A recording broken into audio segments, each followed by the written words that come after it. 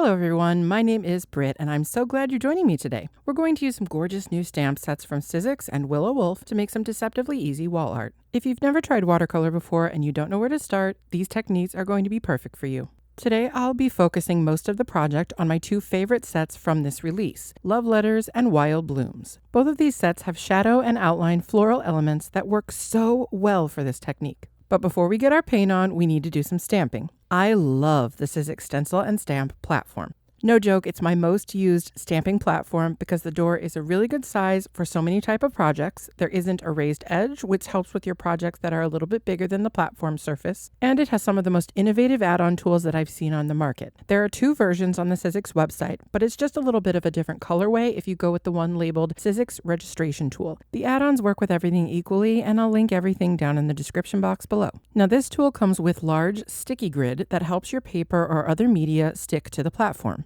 For this project, I cut a piece of 90-pound 9x12 cold-pressed watercolor paper in half and positioned it onto the sticky grid. But whatever cold-pressed watercolor paper you can get is fine for this. No need to break the bank on this one. I'm using all of the text-based stamps from both Wild Blooms and Love Letters to stamp a collage of words in the background. Yes, I will be repeating these stamps over and over to fill the page, but the focus will definitely be on the floral motifs in the foreground, so the repeating is absolutely fine. This project does require a waterproof ink since we are using watercolor over it. I recommend a black archival ink from Ranger. It's always pretty crisp and I've never had issues with it when it comes to layering a massive amount of wet medium on top, as long as the paper is also a substrate made to handle wet medium. The inspiration behind this project came to me in the form of prints that I saw in a restaurant while I was on vacation in Seattle recently. It's a popular form of art that features painted or printed images over upcycled book pages. I wondered how I could use collage stamping to create my own text-based background layer on a surface that would enable me to use watercolor on top. After I finished stamping most of the text with the door of the platform, I then filled a few empty spaces, just taking the stamps in my hand and quickly going from ink pad to empty space. I really loved the results once I was done. I love it when a plan comes together. With my background stamping finished, I pulled out my Sizzix Multimedia Mat, which is a large nonstick surface for working with paint and other wet media. I decided to pull out some tube watercolors for this project, but these are no longer on the market, unfortunately. Particularly for beginners who want to try tube watercolor, I would recommend the Winsor & Newton Cotman watercolor paint set that I've linked below. But you'll still be able to try this technique using whatever watercolor paints you currently have on hand. For our first layer, we're using something called the wet on wet technique, where we first lay down plain water onto the surface of the piece and then add the hydrated paint to the wet surface. A wet on wet application allows you to have more open time, aka more time before the paint dries, to work. I wasn't very precious about the placement of my color, I just made sure that I spread each color around without heavily mixing them at first. Then, to get that smoother, more blended look, I used a spray bottle full of water and added a few sprays here and there to get my pigment moving. That enables me to actually pick up the piece and tilt it up and down, side to side, helping to create those yummy color blends and drips that are indicative of the classic watercolor style. When I'm satisfied, I use my Sizzix heat gun to begin drying the piece. I love the dual temp settings on this heat tool. The lower one is really great for this technique, and although I'm choosing to speed up the dry time and remove a little of the moisture with the paper towel, you can totally let this air dry for a more saturated look.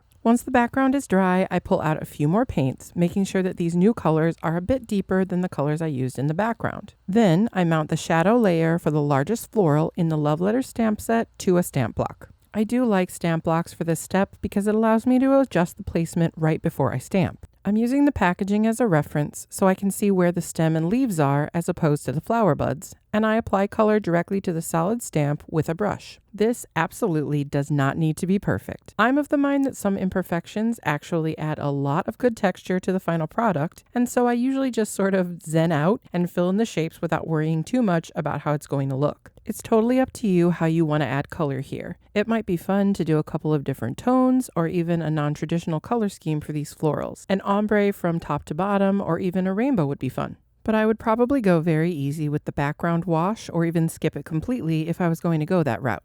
I decided not to add a second green shade to the leaves and stems because I wanted the blooms to stand out. I did use more than one color for each bloom, but I wasn't too concerned about how well they blended while adding the colors. They'll blend on their own when we stamp it. The two tones do look very close to each other on camera, but it definitely helps to give the blooms a bit of dimension once the piece is done and everything dries completely.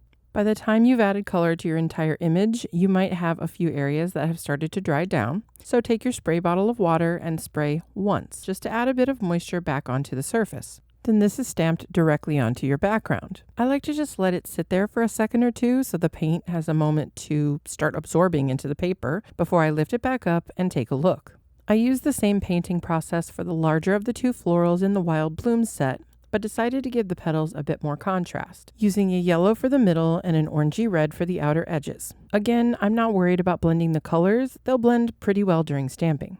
Once I'm done, I give the image a spray of water and then stamp it onto my background next to the first floral image. I use the same steps to complete the small floral from Wild Blooms and stamp it down to finish out my shadow layers.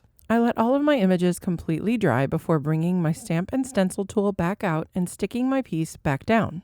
Each of these solid stamps comes with a detailed fine line image to match, and I think this step is where the real magic happens. These are clear silicone stamps, and it's super easy to see how they line up, but I also wouldn't worry too much about it. Sometimes with this style, a bit of imperfection, it can actually add texture and interest to the finished project. I use the same black archival ink here, but we won't be adding any more wet medium, so you can always use your other favorite black ink if you'd like, and I stamped the black detailed outline right on top of the watercolored layer. And abracadabra, suddenly the image has come alive.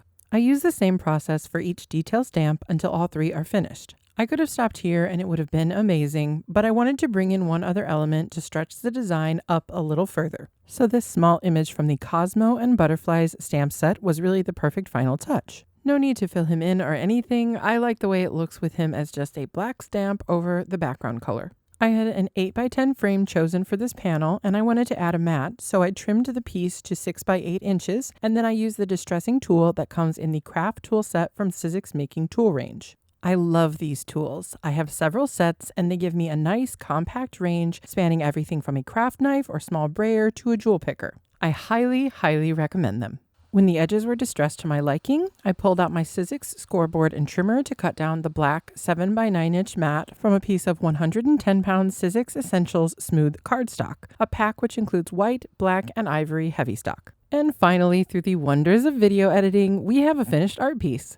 I did practice with other color schemes, so this technique definitely works no matter what your decor or vibe is like. Thank you so much for joining me today. I have loved watercolor for so long, and this new Willow Wolfe release is a love letter to the beauty of the medium with a really simple entry point for beginners. If you wanted to add any of the products from this video to your arts and crafts arsenal, the links are below. Have an absolutely amazing day, and I'll see you next time. Bye.